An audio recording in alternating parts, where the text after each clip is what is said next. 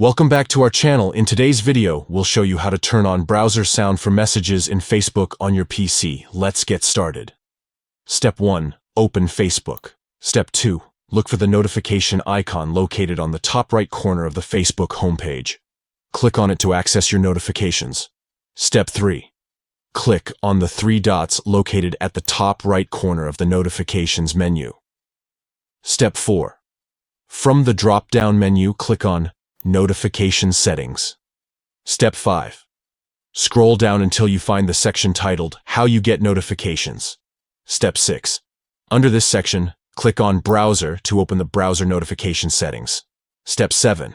Toggle on the switch next to Play Sound when a message is received, under the Sounds section. By following these simple steps, you can enable browser sound for messages in Facebook on your PC. Stay updated and never miss an important message again. If you found this tutorial helpful, don't forget to give us a thumbs up and subscribe to our channel for more useful content. Thanks for watching.